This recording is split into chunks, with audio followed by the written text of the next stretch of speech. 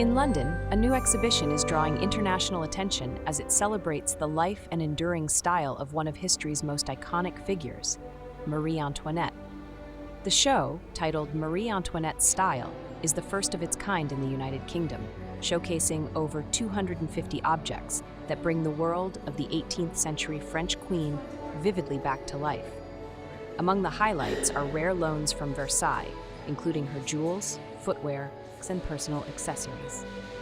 Some of the most moving artifacts are her prison clothing and her final written note, displayed alongside portraits, court gowns, and intricate furniture pieces.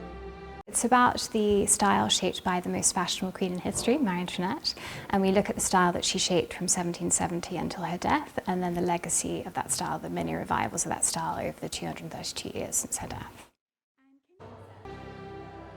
The exhibition does more than revisit the Queen's past.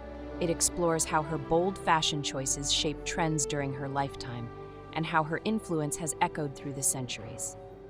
From elaborate Rococo gowns to neoclassical silhouettes, her style was both extravagant and groundbreaking.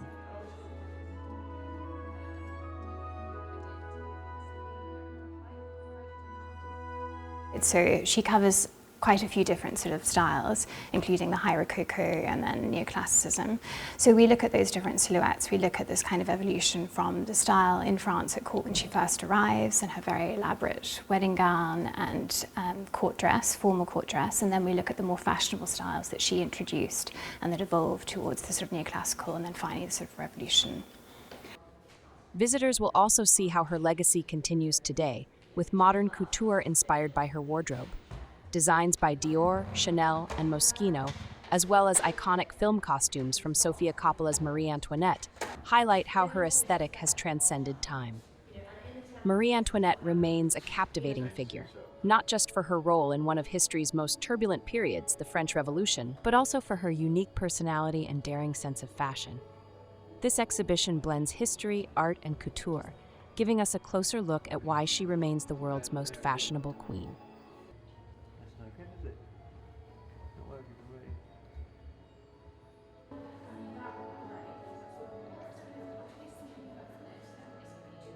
We have obviously parts of her wardrobe that survived that we brought back together for the first time, and really significant loans from the Chateau of Versailles as well, very generous loans, so portraits of her by Vigée Lebrun. Her jewellery chest, which is an absolute sort of exquisite piece of marquetry and a sort of masterpiece of 18th century furniture, that's another highlight. And then there are more sort of personal items like her shoes, some of her accessories. We have her jewels as well, which we've reunited with that jewellery box again for the first time since her death.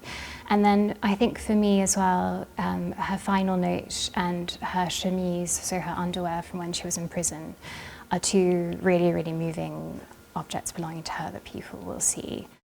So I think she herself is this captivating figure. Then she goes through this series of truly extraordinary kind of circumstances in her personal life. You know, things like the non-consummation of the marriage, the various difficulties that she experienced in life at Versailles, and then the fact that she herself was quite an extroverted character.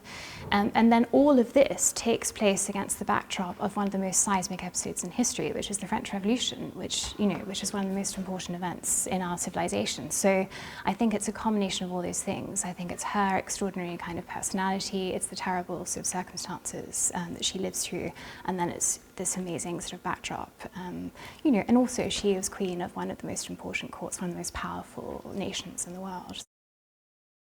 There are the obvious influences that you can pick out. So when you're looking at these amazing Dior, Chanel gowns, for instance, in the contemporary section, you can see very clearly that, the influence of the robe à la polonaise, that sort of pink sugary, sort of sugared almond, la durée macaron kind of palette.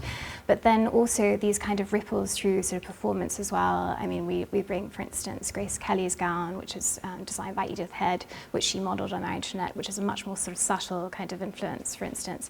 So I think what's incredible is that her influence has been so continuous. It's really almost been non-stop, although there are these peaks and troughs. It's continued, really ever since her death and continues now.